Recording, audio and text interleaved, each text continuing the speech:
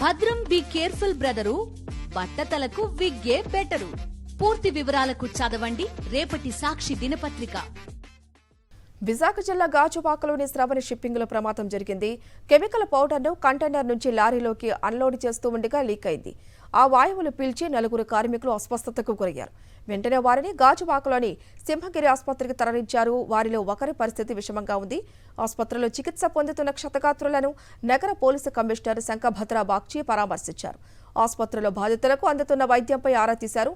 ప్రమాద ఘటనను ఎందుకు గోప్యంగా ఉంచారని సిపి ప్రశ్నించారు.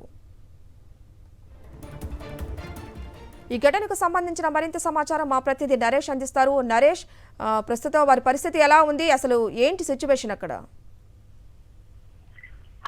విశాఖపట్నంలో ప్రస్తుతం ఫార్మా కంపెనీలు, మరోవైపు అనేక ఇండస్ట్రీస్ లో వరుస ప్రమాదాలతోటి ఒకసారి ప్రజలందరూ భయభ్రాంతులకు గురవుతున్నారు. అదేవిధంగా అందులో ఉద్యోగులు కూడా భయభ్రాంతులకు గురవుతున్నారు.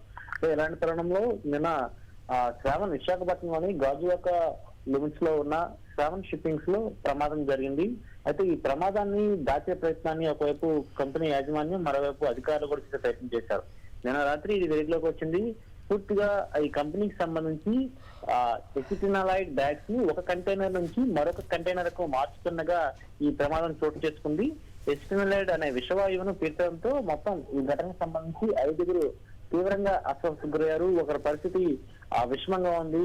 అయితే వెంటనే ఒకటవదిన వారిని ఆ కంపెనీ నుంచి గాజువాకలోని సింహగిరి ఆసుపత్రికి తరలించారు. అయితే అర్ధరాత్రి సమయంలో విశాఖపట్నం సిపి శంఖభద్ర బాగ్చి అక్కడ చేరుకుని వారి పరామర్శించారు. అదేవిధంగా ఇంత గోప్యత పాటించాల్సిన అవసరం ఏముంది, ఇంత ఎమర్జెన్సీ కేసులు త్వరితగతిన అధికారులను స్పందించాల్సి ఉంటుందని ఆయన చెప్పడం జరిగింది.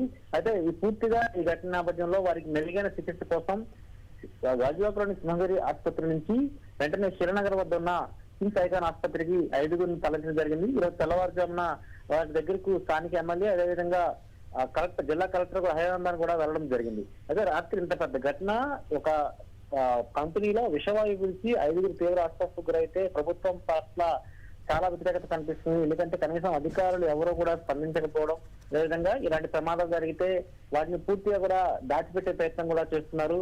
అయితే వారికి సుమారు నిన్న అర్ధరాత్రి 2 గంటల సమయానికి సింహగిరి ఆసుపత్రి నుంచి మళ్ళీ కిమ్స్ ఐకాన్ ఆసుపత్రికి తరలించినట్లయితే ఈరోజు తెల్లవారుజామున కలెక్టర్ వెళ్లడం జరిగింది.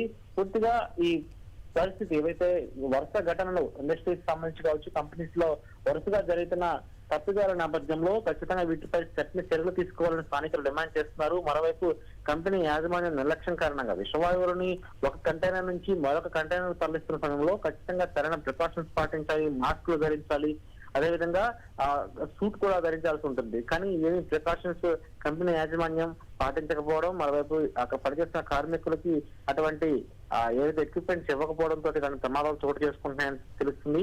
పూర్తిగా ఈ ఘటన నేపథ్యంలో ఇప్పటికే ఒక పరిస్థితి విషమంగా అని చెప్తున్నారు. అతను ఆరోగ్య పరిస్థితి చాలా విషమంగా ఉందని వైద్యులు తెలియజేయడం జరిగింది. ఇంకా 4 పరిస్థితి కూడా ఈ విధంగా అంశంపై ఇంకా హెల్త్ బుక్ ని విడుదల చేయాల్సి ఉంది. అయితే వీరు 5 కూడా కిమ్స్ ఆసుపత్రిలో చికిత్స అందిస్తున్నారు. పూర్తిగా ఇలాంటి ఘటనల నేపథ్యంలో ఖచ్చితంగా ఇండస్ట్రీస్ ఇలాంటి కంపెనీస్ పై ప్రత్యేక నిఘా ఉండాలి. మరోవైపు ఎప్పటికప్పుడు అధికారులు తనిఖీలు చేస్తూ ఉండాలి. ఎవరైనా సరే రూల్స్ వైలేట్ చేసినట్లయితే వారిపై కఠిన చర్యలు తీసుకోవాలి. అప్పుడు మాత్రమే ప్రజలకు, అదేవిధంగా లోపల పనిచేస్తున్న కార్మికులకు సైతం కూడా పూర్తిగా ఒక రక్షణ అనేది కల్పించినట్లు అవుతుందని కూడా ఇప్పటికీ స్థానికులు డిమాండ్ చేస్తున్నారు.